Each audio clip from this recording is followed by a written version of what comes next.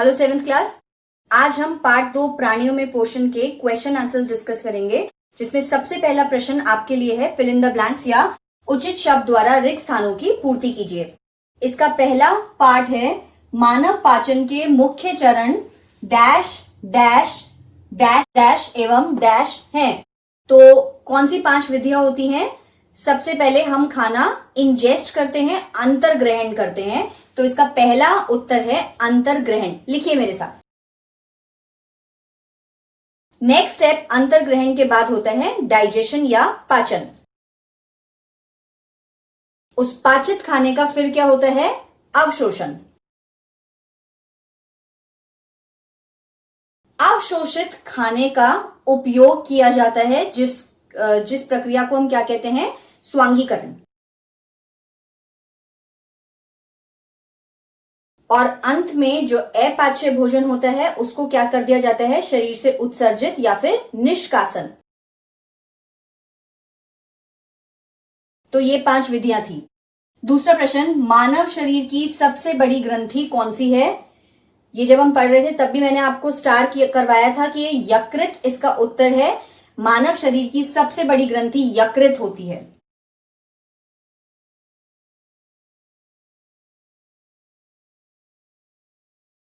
Next, आमाशय में hydrochloric अम्ल एवं डैश का स्त्राव होता है जो भोजन पर क्रिया करते हैं। तो आमाशय में ऐसी कौन सी पदार्थ जो हैं वो स्रावित किए जाते हैं? हाइड्रोक्लोरिक अम्ल और पाचक रस।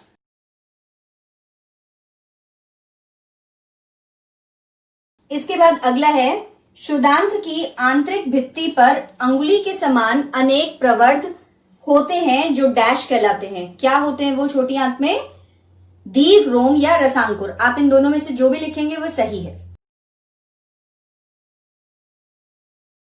लास्ट, अमीबा अपने भोजन का पाचन किस में करता है? अमीबा का कोई डिफाइंड पाचन तंत्र नहीं होता है, तो खाद्य कण का पाचन होता है फूड वैक्यूल या खाद्य धानी में।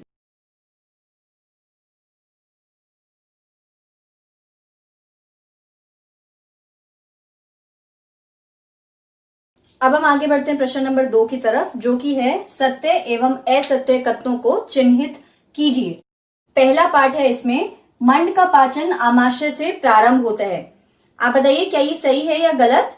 ये सरासर गलत है, क्योंकि मंड का पाचन आमाशय में नहीं, मुख गुहिका में ही सलाइवा के द्वारा, लार के द्वारा शुरू हो जाता है। तो इसका उत्तर है असत्य।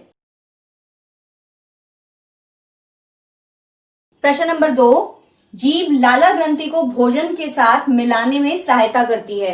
ये बिल्कुल सही है। लार जो है वह जीभ के द्वारा ही खाने के साथ मिलाई जाती है, तो यह उत्तर सही है।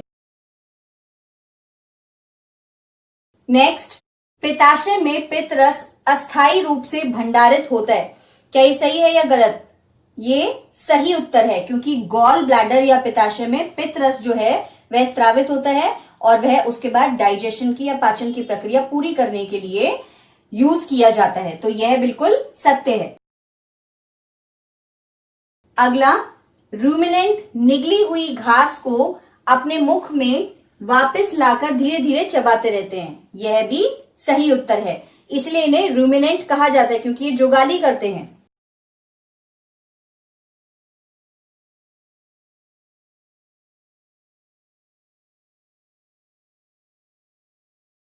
NTPC Faridabad and Chief Minister's Good Governance Associates Program with Star Teachers of Faridabad.